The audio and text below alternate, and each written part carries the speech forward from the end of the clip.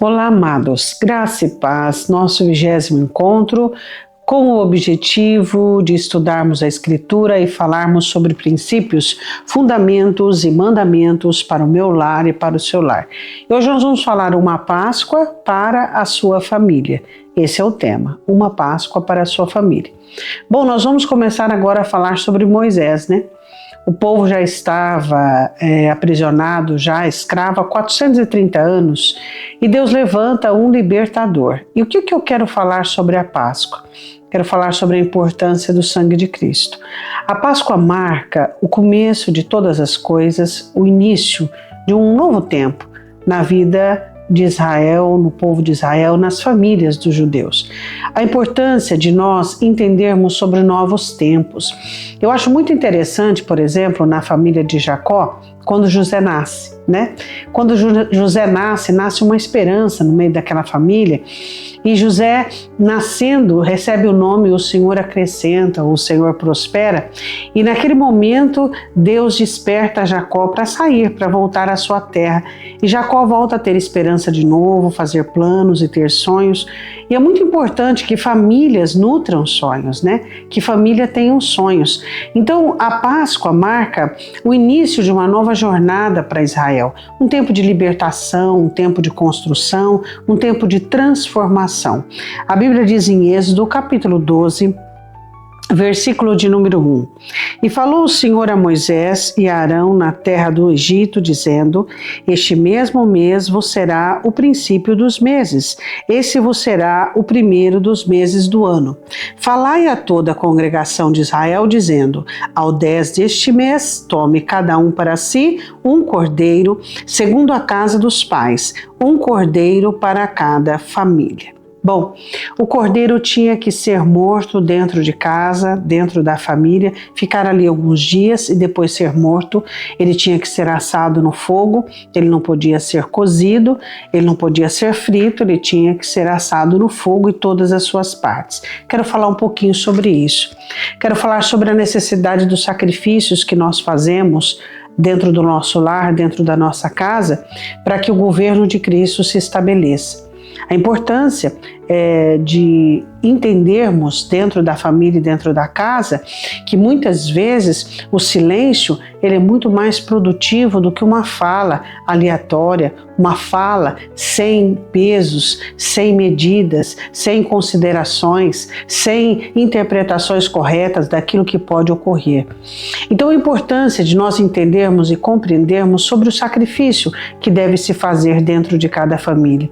Quando o apóstolo Paulo diz que nós somos como ovelhas levadas ao matadouro, ele relata aquilo que o salmista Davi diz no Salmo 44.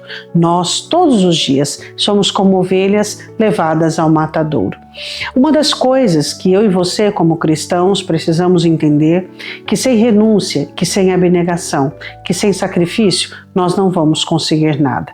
A exemplo do nosso Senhor e Salvador, nós precisamos aprender a sacrificar o nosso eu e a nossa carne, para que nós consigamos estabelecer o governo e o domínio de Cristo dentro dos nossos lares. O que acontece? Acontece que o Senhor enviaria uma praga de mortandade ao Egito e essa praga só não alcançaria aquelas casas cujo sangue estivesse na verga da porta. A ordenança era: tomarão sangue, versículo de número 7, pô-lo-ão em ambas as ombreiras e na verga da porta nas casas em que o comerem.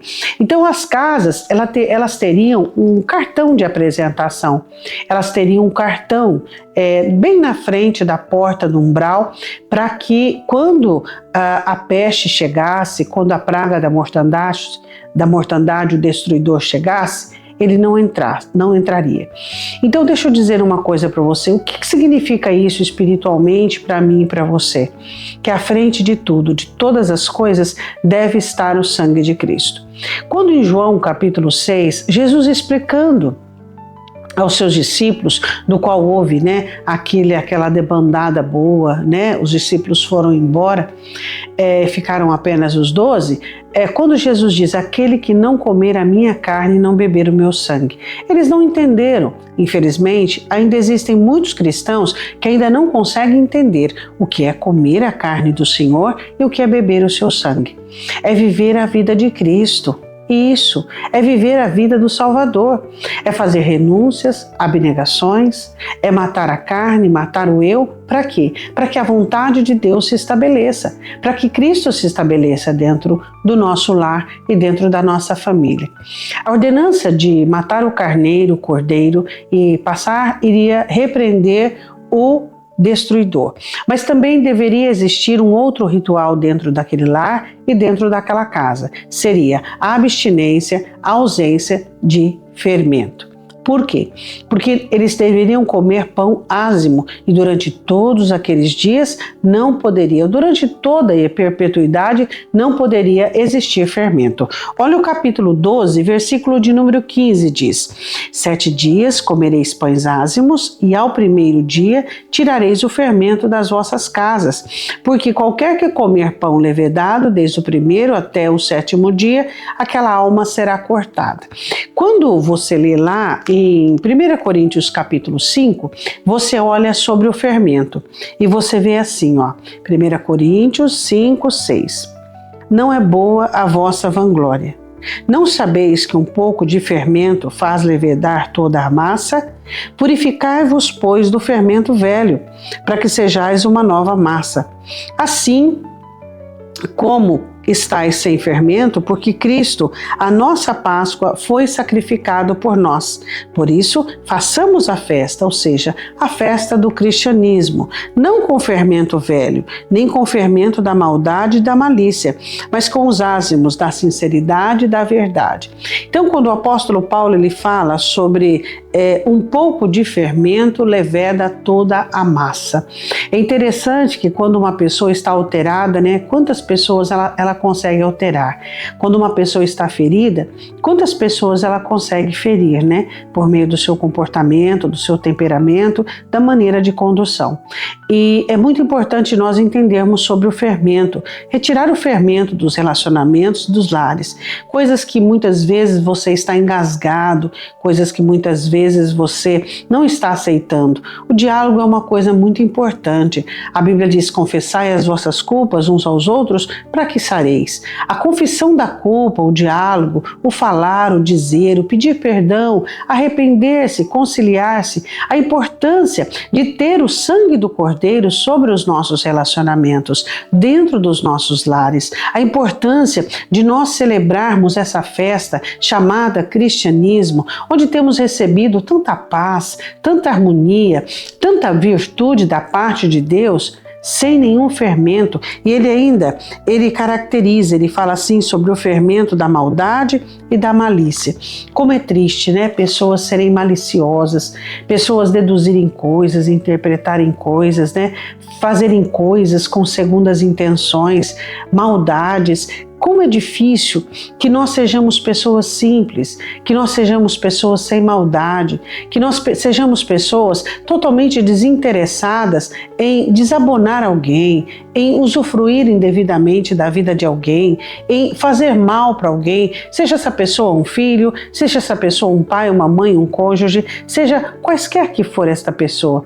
A importância de não existir fermento, a importância de considerarmos a Escritura e não aderirmos a nenhum tipo de fermentação. Analise a fermentação que existe dentro da sua casa. Será que é a fermentação da ira, cólera, amargura, ressentimento, perturbação, ansiedade, insegurança? Quantos fermentos nós temos instalados dentro dos lares que têm trazido tantos transtornos, para dentro de casa e dentro da família?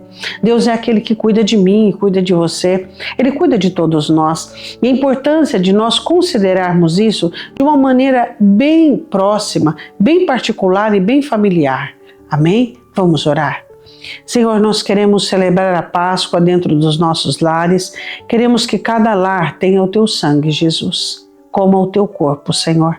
Queremos que cada lar se estabeleça de uma forma, ó Deus, onde o teu nome é glorificado, onde a tua voz é ouvida, onde os corações se colocam para abnegação, para renúncia, para a morte do eu, para perdão, para passar por cima da arrogância e da soberba, da vontade própria, para fazer assim a tua vontade. Eu te peço, Pai, em nome do Senhor Jesus, que o Senhor fortaleça as colunas do meio das famílias para que elas possam suster esses lares que estão de pé. Em nome de Jesus. Amém. Amém? Até o próximo Olá Família.